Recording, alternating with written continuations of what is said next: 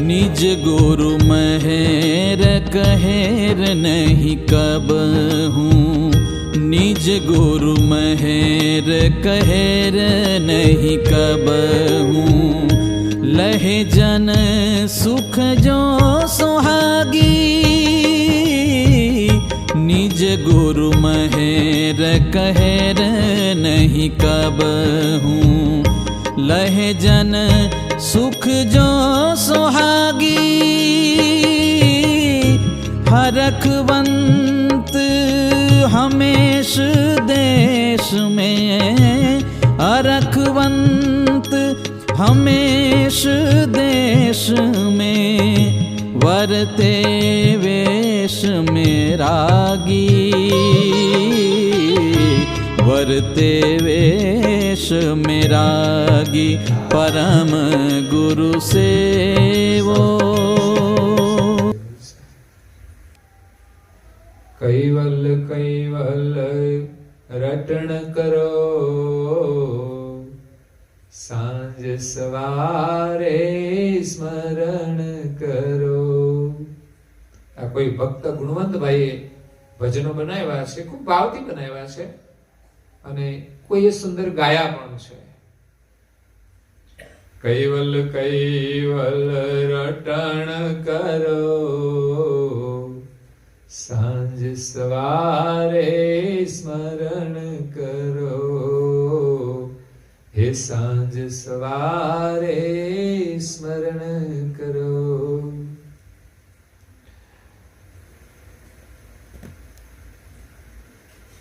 હૈયાની ધડકનમાં કૈવલ, સાસોની સરગમમાં કૈવલ।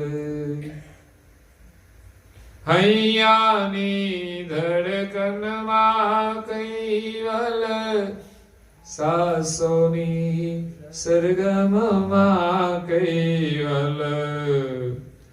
હૈયે હરદમ जतन करो, सांझ सवारे स्मरण करो। सांझ सवारे स्मरण करो। स्नेह थी समरो सत कैवल, भाविक भावे समरो कैवल। स्नेह थी समरो सत कैवल, भाविक भावे समरो कैवल। हे मंगलकारी मंत्र जपो, मंगलकारी मंत्र जपो। सांझ सवारे स्मरण करो, सांझ सवारे स्मरण करो। प्रथम भूमिकानी अंदर भावे कभावे पण तमे स्मरण करो। શરૂઆતમાં સારું કામ કદાચ આપણને નહીં ગમે, કારણ કે વર્તમાન વાતાવરણનો એક પ્રભાવ હોય છે, એને લઈને આપણું મન બહારની તરફ વધારે દોડે છે, પણ એનું પરિણામ સારું નથી. સુખ ઘરમાં છે, બહાર નથી. એટલે મહાપુરુષો આપણને ઘરમાં લઈ જાય છે, બહારના ઘરમાંથી આ શરીરની અંદર આપણને લઈ જાય છે. એટલે પ્રથમ ચરણની અંદર સેવા અને સ્મરણ, ભાવ ન હોય તો પણ કરો, ધીમે ધીમે એમાંથી ભાવ પ્રગટ થશે. મહાપુરુષોને તો નિરંતર સમાધિઓ લાગી ગઈ છે, એવો ભાવ એની અંદર પડેલો છે. બાકી દુનિયામાં ક્યાંય સુખ નથી. દુનિયાની પાછળ દોડીશું તો થાકી જઈશું. જ્યારે આ કાર્યની અંદર તો એકવાર એવી લગની લાગી જશે, પછી છૂટશે નહીં. સંસારના વ્યસનો તમને એક દિવસ તો છોડાવી દેશે. જ્યારે કેન્સર થશે ને, ત્યારે ના છૂટકે તમારે છોડવું પડશે. જ્યારે આ વ્યસનો તો એવા લાગી જશે, પછી છૂટશે ને. એટલે પ્રથમ શરણની અંદર ભાવ ન હોય તો પણ ક્રિયાનો પ્રારંભ કરો. બાળકોને સંસ્કાર આપો, અને બીજી મધ્યમ ભૂમિકા તમારી અંદર ભાવ પ્રગટ થશે. નિયમથી તમે સ્મરણ કરશો અને ત્રીજી ભૂમિકામાં જશો ત્યારે સ્મરણમય બની જશો. તમને એની સમાધિ લાગી જશે, તમે એની અંદર ખોવાઈ જશો. આ બાજુનું બધું જ તમારું છૂટી જશે, આ બાજુની કોઈ પરવા નહીં રહે. એવો એ સ્મરણનો આનંદ છે, અને તમે એ આનંદ કરશો અને અનેક લોકોને પણ એ આનંદની અંદર તમે જોડી શકશો કે જ્યાં શોકને કોઈ સ્થાન નથી, દુઃખને કોઈ સ્થાન નથી, નિરાશાને કોઈ સ્થાન નથી. એ આનંદની ભૂમિકામાં આપણે જવાનું છે. પણ એ ત્રીજી ભૂમિકા છે. પહેલી ભૂમિકામાં ભાવ ન હોય તો પણ કરો, વિશ્વાસથી કરો. બાળકો તો મા બાપ કહે અને કરે છે, એની કઈ ખબર નથી કે મારે શું કરવું જોઈએ. અમુક ઉંમર સુધી તો બાળક મા બાપની આજ્ઞાને અનુસરે છે. એમ આપણે મહાપુરુષોની આજ્ઞાને અનુસરવાનું છે. જેમ જેમ ઉંમર થશે ને એમ સમજણ આવતી જશે, ત્યારે એનો મહિમા સમજાશે. પછી તો મહિમા જાણીને કરવાનું છે. પછી તો આપણે સમાજની સેવા પણ કરીશું. કોઈ સારું કહે કે ન કહે, પણ એનો મહિમા જાણી લીધો છે એટલે આપણે કરીશું. અને પછી તો એવી ભૂમિકા આવશે કે ભૂમિકાની અંદર આપણે રસબસ બની જઈશું. એટલે સેવા, સ્મરણ અને ધ્યાન, ત્રણ પ્રક્રિયા કરવાની છે. મંગલકારી મંત્ર જપો. કૈવલ મંત્ર એ મંગલકારી છે. જે મંત્રનો જાપ કરતા કરતા કરતા આપણું મળ અને વળ બધું જ દૂર થઈ જશે, અને આપણું મન, આપણી બુદ્ધિ, આપણી વૃત્તિ નિર્મળ થઈ જશે. અને નિર્મળતાની અંદર પરમાનંદ છે. મનની જેટલી મલિનતા છે એટલું જ દુઃખ છે, એટલું જ શોક છે, એટલી જ અશાંતિ છે. છતાં પણ આપણે મલિનતા તરફ જ ચાલીએ છીએ. મલિન મન બને એવી પ્રવૃત્તિઓ કરીએ છીએ, એનું પરિણામ દુઃખ છે. મલિન આનંદની પાછળ પાપ કર્મ કરીએ છીએ તો મલિન વાસના આપણને સંસારમાં લઈ જાય છે, અને પાપ કર્મ આપણને અધોગતિમાં લઈ જાય છે, દુખી કરે છે. જ્ઞાનથી જાગવાનું છે કે સંસારની વાસના પાછળ દોડવાનું નથી. એના ઉપર સંયમ રાખવાનો છે. સંયમ રાખીને આનંદ કરવાનો છે. અને જે વાસના રહિત નિર્મળ આનંદ છે, નિર્વિકારી આનંદ છે, પવિત્ર આનંદ છે, એ આનંદના રસની અંદર આપણા મનને જોડવાનું છે. એની અંદર ડુબાડવાનું છે. ડૂબકી મારતા શીખવાનું છે. સંસાર સાગરની અંદર એ રસ લેવાનો છે, ડૂબકી મારીને. પેલા તો આપણને ડૂબકી મારતા ન આવડતું હોય એટલે આપણને ભય લાગે પાણીમાં પણ ધીમે ધીમે અભ્યાસ કરીને પછી ડૂબકી મારતા આવડી જાય ને પછી તો છેક ઊંડાણ સુધી આપણે જતા રહીએ છીએ. જેને તરતા આવડતું હોય, ડૂબકી મારતા આવડે, એ તો છેક તળિયા સુધી પહોંચી જાય. એમ આ ભક્તિ સાગરની અંદર, પ્રભુના સ્મરણની અંદર આપણે ડૂબકી મારવાની છે. પ્રેમ સાગરની અંદર ડૂબકી મારીને અંદરથી આપણે અનુભવના મોતી લેવાના છે. નામ સ્મરણ કરતા કરતા એનો જ્યારે અનુભવ થશે, અત્યારે તો માત્ર જીભે નામ લઈએ છીએ, પણ એ નામનો જે નામી છે એની સાથે એકરાગ થશે, અનુરાગ થશે, એકતાર થશે, પછી એનો અહેસાસ થશે, એના અસ્તિત્વનો, એના આનંદનો અનુભવ થશે. કૈવલ મંત્ર જે દીધો છે એ આખા વિશ્વનું સર્જન કરનાર છે, આખા વિશ્વને આનંદ આપનાર છે. એની સાથે આપણી એકતા થશે. તો નિયમથી ને શ્રદ્ધાથી જો મંત્ર જાપ કરીશું તો ધીમે ધીમે પરિણામ આપશે. શ્રદ્ધા અને વિશ્વાસથી પૂજન કરજો. પ્રાર્થના કરજો. પ્રાર્થના કરવાની છે. પ્રાર્થના એ તો પોકાર છે, અંતરનો પોકાર છે. ત્યારે પછી આ મોહ માયાના પડદા તૂટી જશે, એમાંથી કૂદીને બહાર આવી જશે. જીવાત્મા જે અંધશ્રદ્ધાની અંદર ભટકે છે, વિષય વાસનાની અંદર, જે એક જેમ છાણની અંદર, તાજા છાણની અંદર જેમ પછી કીડા ખદબદે, એમાં જીવ આ સંસારની અંદર ખદબદે છે, વાસનાની અંદર. પણ જ્યારે એને સત્યની સમજ પ્રાપ્ત થઈ જશે, ત્યારે એમાંથી કૂદીને બહાર આવશે. એના માટે એક મહાત્માએ બહુ સુંદર એક ભજન ગાયું છે. હે કૂદી પડીશ તો બહાર, જ્યારે તને સાચું સમજાશે, મટી જશે વાદ ને વિવાદ, જ્યારે તને સાચું સમજાશે. વાદ વિવાદ બધા મટી જશે, કોઈની સાથે વિવાદ નહીં થાય.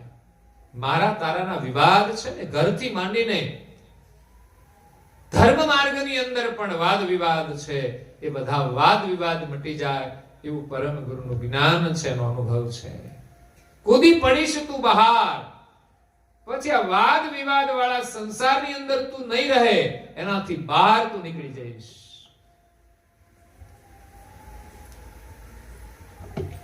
હે વહેમમાં ને વહેમમાં વાટ વણાઈ ગઈ, સંસારના વેમની અંદર આપણી વાટ વણાઈ ગઈ છે.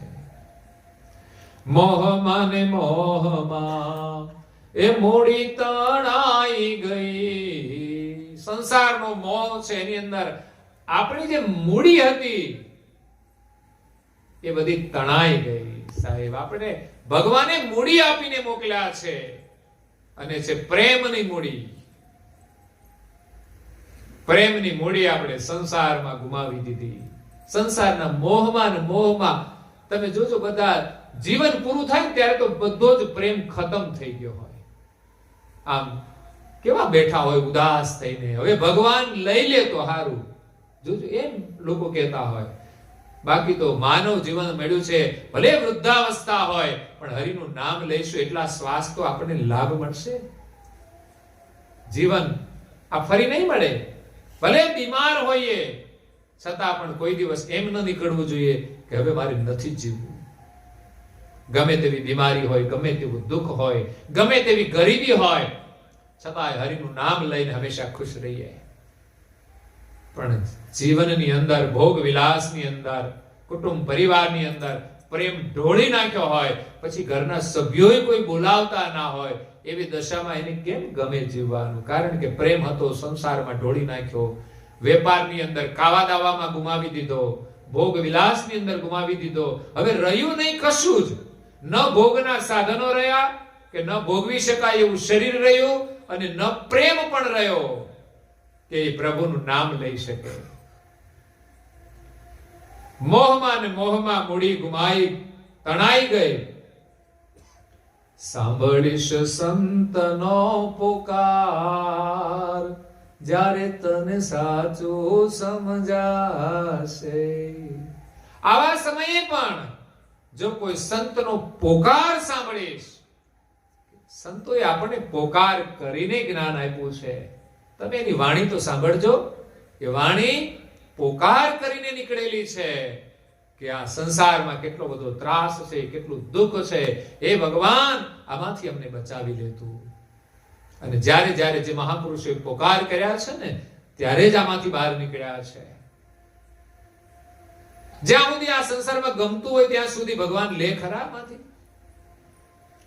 પણ આપણે પોકાર કરીશું ને કે મારે અહીંયા હવે નથી રહ્યું, એનું સ્મરણ કરીશું પોકાર કરીને. જેમ એક બાળક રડતું હોય ને, એ બાળક જ્યારે રમકડાની સાથે રમતું હોય ને ત્યાં સુધી માતા એને લેતી નથી, પણ જ્યારે રમકડામાં એને ગમે નહીં અને માં યાદ આવી જાય પછી રડવાનું શરૂ કરે એટલે માં એના કામમાં વ્યસ્ત હોય. પણ એને હોય કે બાળક તો ઘડીક રડે, ફરી પાછું રમશે રમકડા સાથે, પણ અહીંયા બાળકનું મન રમકડામાં લાગતું નથી.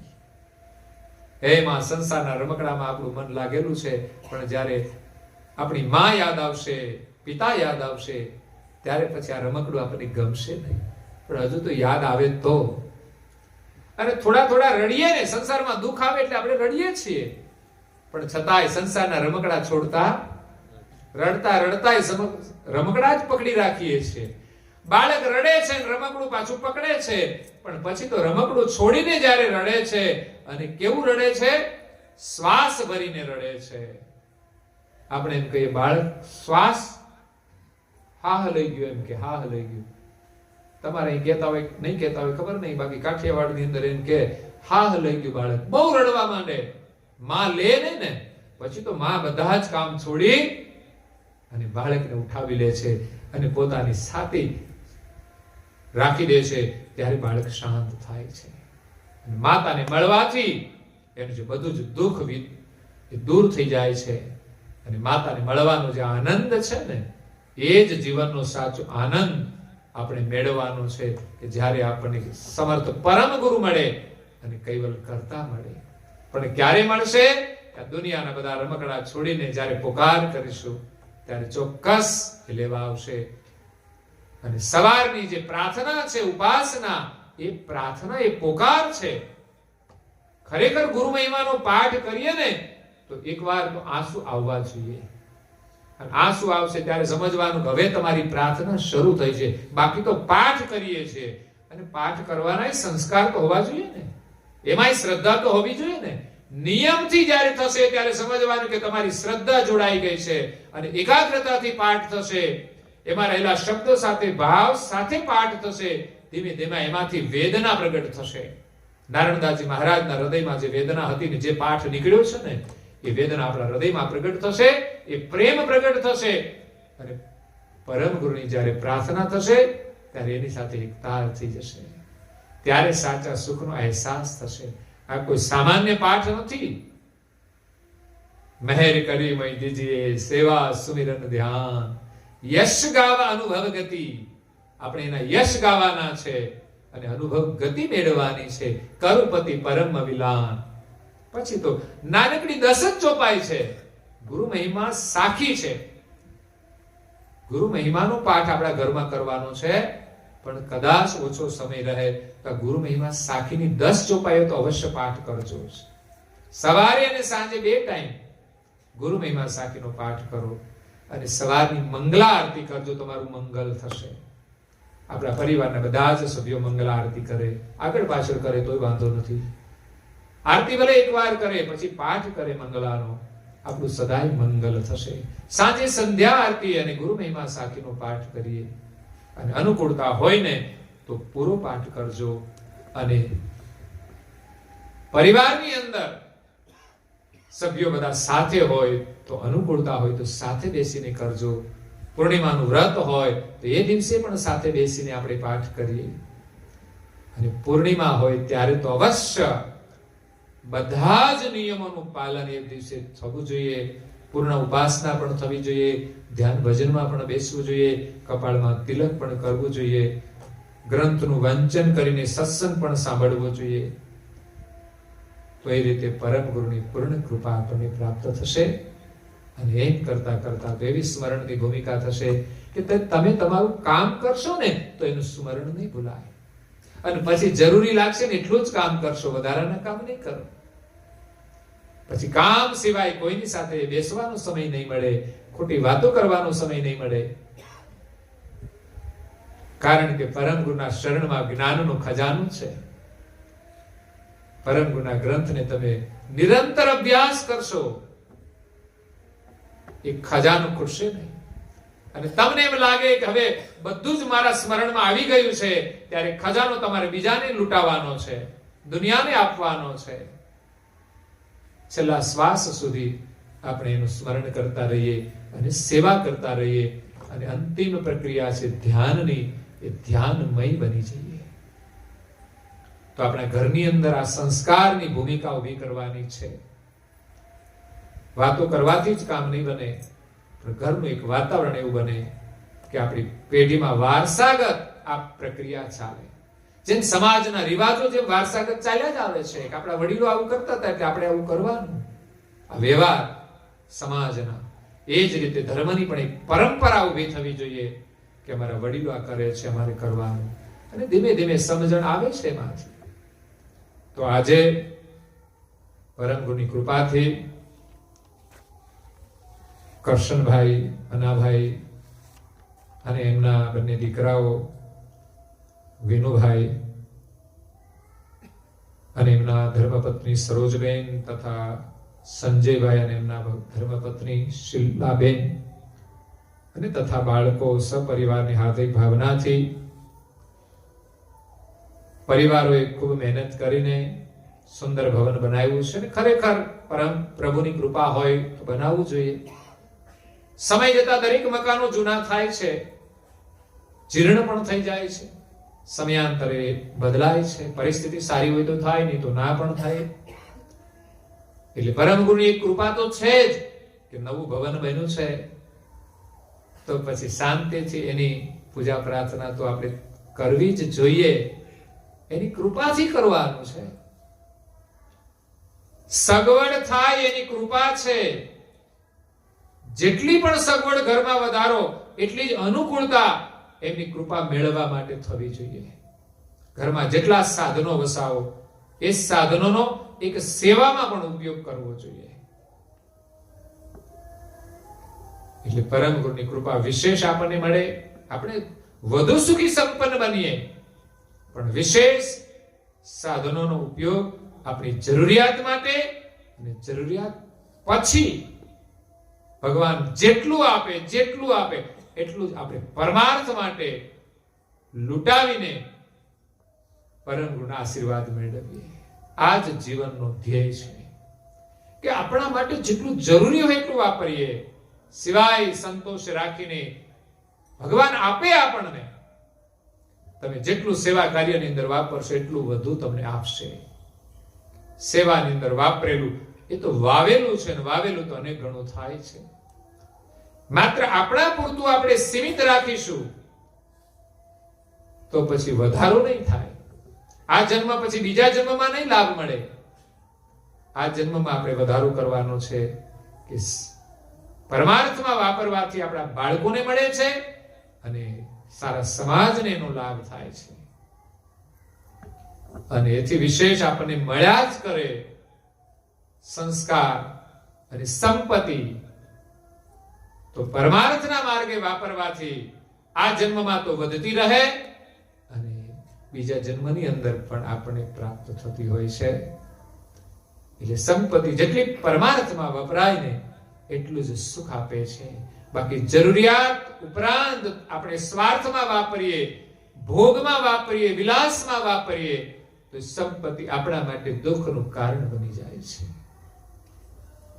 કલેશનું કારણ બની જાય છે.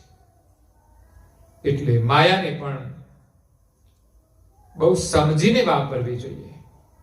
ભગવાન તો કૃપા કરે, પણ મળ્યા પછી આપણે એને વિવેકથી વાપરવાની છે. તો શરીર પણ ભગવાનની એક સમૃદ્ધિ છે, એને પણ વિવેકથી વાપરવાનું છે. એ પણ આપણું અહોભાગ્ય સમજો કે માનવ શરીર મળ્યું છે. આપણે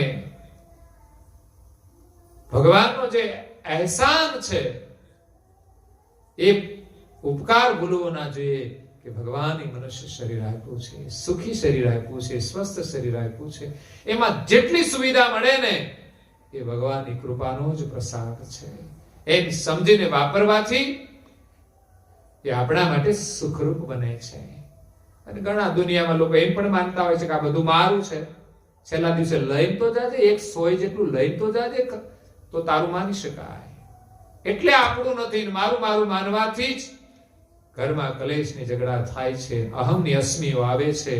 ત્યારે આ જીવ પોતાનું ભાન ભૂલી જાય છે.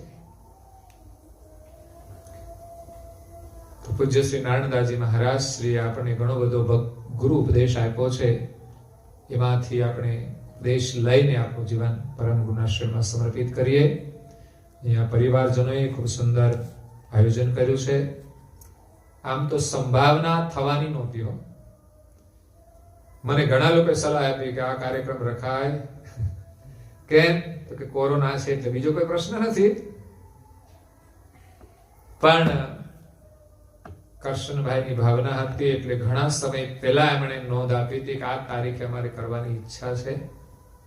બીજા નંબરમાં થોડા દિવસો પહેલા હજુ સંક્રમણ થોડું ઓછું હતું, કાર્યક્રમો ચાલતા હતા, ત્યારે નિવેદન તો હતું કે વધી રહ્યું છે એટલે સંભાવના હોય તો બંધ રાખો, પણ અંદરથી એક ભાવના હશે એમની કે પછી મોડું થતું જાય અને રહી જાય અને કામ તૈયાર થઈ ગયું હોય તો થઈ જાય તો સારું, એવી ગણતરીથી. તો એમણે કહ્યું કે કરવું છે. એટલે ત્યાં રૂબરૂ 5-6 લોકો આવી ગયા. કે અમારે આવવાનું દૂર નથી બહુ, અમે તો બહુ દૂર ફરતા જ હોઈએ છીએ, પણ તમારે અહીંથી ત્યાં સુધી આવવાનું ઘણું દૂર ગણી શકાય. એ ભાવનાને મહત્વ આપીને હું પણ એમ ન કહી શકું કે હું નહીં જાઉં. હા, હું નિવેદન કરી શકું, તમે ના કહો તો જ બંધ રહે. આના પહેલા 2 દિવસ પહેલા જ એક પાલાસિંધોનો એક પારાયણનો કાર્યક્રમ હતો, એને સામેથી મને કહ્યું કે અહીંયા પર કોરોનાનો પ્રકોપ વધારે છે તો બંધ રાખે. મેં કીધું બહુ સારું, મારે કેવું પડે એના કરતા તમે કહો મારા માટે ઉત્તમ છે. અમે કાર્યક્રમ લીધા પછી અમારે ના પાડવી અમારા માટે ઘણી કઠિન વાત હોય છે, અને કદાચ તમે તમારી ઈચ્છા પ્રમાણે ના કહી શકો એ તમારા માટે સરળ હોય છે. અમે ઘણી વાતો કહીએ કે તમારે આમ કરવાનું છે, તમે કદાચ ના કહી પણ શકો. અમે કહીએ એમ તમે બધું ના કરી શકો, પણ તમે કહ્યું હોય એમ અમારે કરવાનું હોય, એમાં ના કહેવાનું અમારા માટે ઘણું મુશ્કેલ હોય છે. છતાંય કાર્યક્રમ નવા આવે ત્યારે ના પાડી શકાય છે, પણ આ તો વહેલાથી નોંધેલો હતો એટલે, અને બીજું એમની ભાવના જોઈને એને પ્રાથમિકતા આપીને અને નિયમ સાથે કરવાનું પણ મેં નિવેદન કર્યું હતું કે આ એક પ્રકારનું જોખમ હોય છે, એમાં કોઈને પણ કઈ તકલીફ થાય ના જવાબદાર આપણે બનીએ, એટલા માટે બહુ સાવધાનીથી તમે કામ કરજો. હું તમારાથી દૂર તો નહીં આમ રહું મનથી, પણ શરીરથી દૂર રહેવાનું નિવેદન કરીને આવીશ ને કાર્યક્રમ કરીને જઈશ, અને પરમ ગુરુને પ્રાર્થના કરીશ કે અમારું તમે રક્ષણ કરજો. જો કે કાર્યક્રમ આપણે એવું કરીએ ને એમાં ભૂલો કરીએ તો કદાચ ન પણ કરી શકે, છતાં એક જોખમ હોય છે. એટલે વિશેષ તો કાર્યક્રમ ન કરી શકાય, પરમ ગુરુના જ કાર્યક્રમ છે, છતાં પણ આપણે વિવેક કરવો પડતો હોય છે. એટલે ઘરમાં પણ હમણાં કોરોના કાળ છે એટલે સાવધાનીથી જ રહેજો, જરૂરી કામ કરજો, એ સિવાય કોઈની પાસે જવું નહીં, અને માસ્કનો જરૂરી લાગે ત્યાં અવશ્ય ઉપયોગ કરવો, સેનિટાઈઝર વાળા હાથ પણ કરવા, અને કંઈ પણ સામાન્ય બીમારી લાગે તો તરત જ એનો ટેસ્ટ પણ કરાવી લેવો.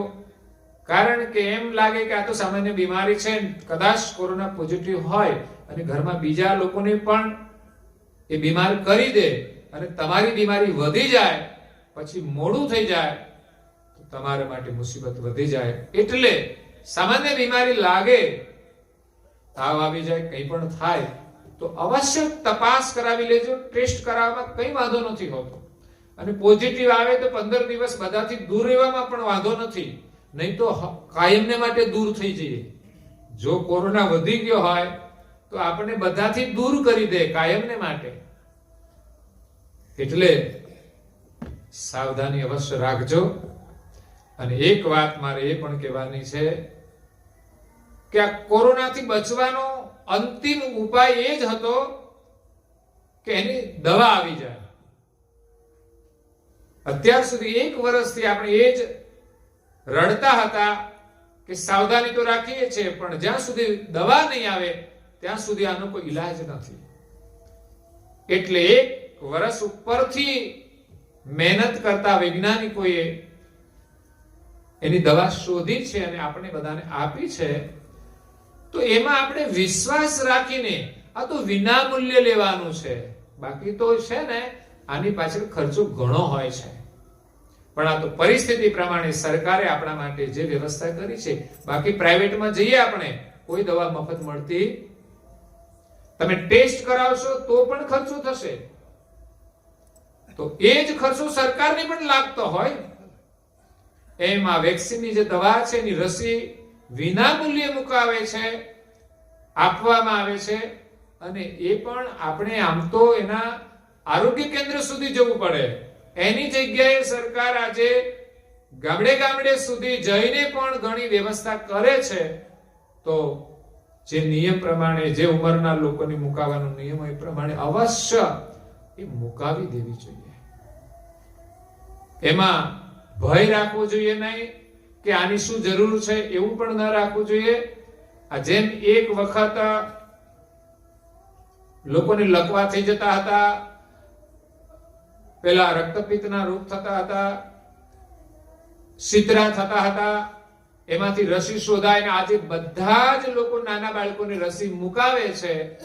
એ જ પ્રકારની આ રસી છે કે આ સંક્રમણ ચાલ્યા કરે પણ અંદરથી આપણને એ રક્ષણ આપશે. દવા લેવાથી કઈ તાવ આવી જાય છે, કઈ તકલીફ થઈ જાય છે, એવું કઈ જ નથી. સામાન્ય કઈ થાય તો એમાંથી ગભરાવાનું નહીં. કોરોના થશે તો કેટલા દિવસ મુસીબત ઊભી થઈ જશે, પછી તો વેન્ટિલેટર ઉપર જાય છે તો પણ સારું નથી થતું. તો કદાચ વેક્સિન લેવાથી સામાન્ય બીમારી જેવું લાગે કે આરામ કરવો પડે તો કરી લેવાનો, પણ એવું કઈ છે નહીં. મેં તો 3 દિવસ પહેલા લીધી છે, હજુ કઈ મને તકલીફ છે.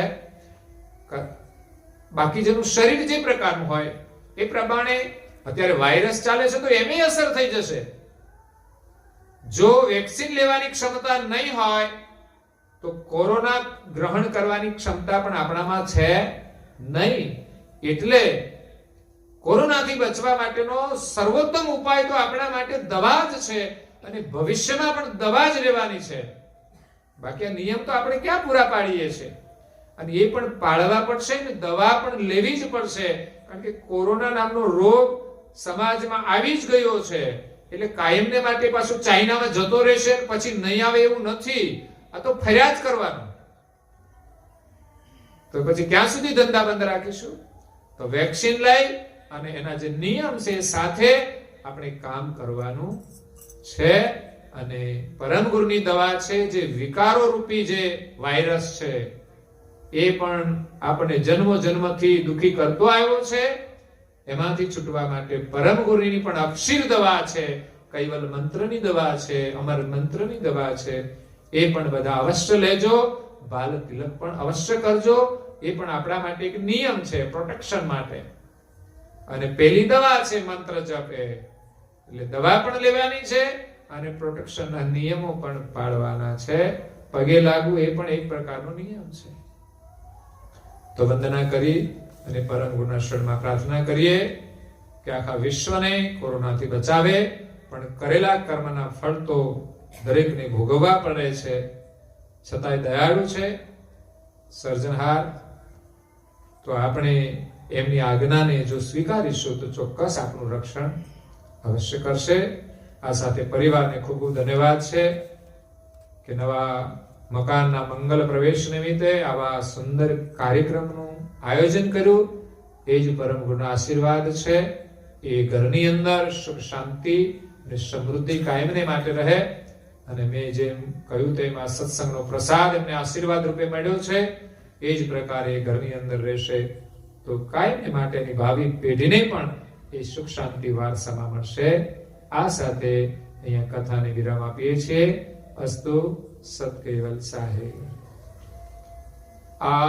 આદ્ય સક્રત સ્વરાજ કરુણેશ કેવલ કરતા કી પૂજ્ય શ્રી કૃષ્ણ સ્વામી મહારાજ કી, પૂજ્ય શ્રી પરમ ગુરુ શ્રીમદ કરુણા સાગર મહારાજ કી, પૂજ્ય શ્રી નારાયણદાસજી મહારાજ કી, પૂજ્ય શ્રી સબકુબેરાચાર્ય મહારાજ કી, શ્રી સબ સંતન કી, શ્રી સબદેવન કી, શ્રી જ્ઞાન સંપ્રદાય કી, શ્રી ગુરુ ગાદી સારસાપુરી કી, શ્રી કૈવલ ધામ કી, શ્રી કથા સત્સંગ પુણાવતી કા સત કેવલ સાહેબ. 3 વાર વંદન કરો બધા.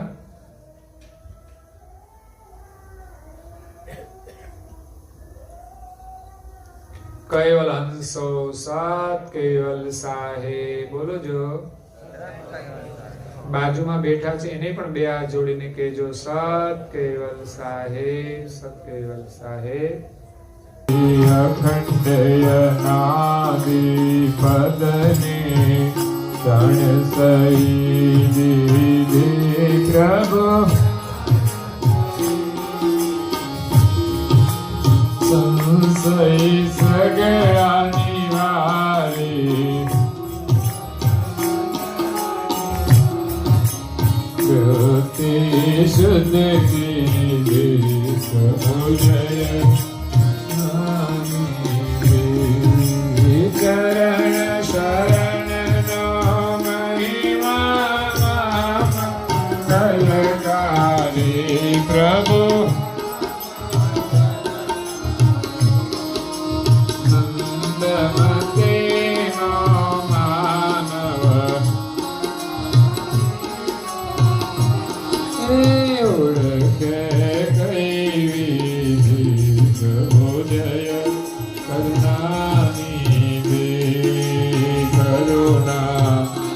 સાગર નામ તમારો અવિચલ પદવાસી પ્રભુ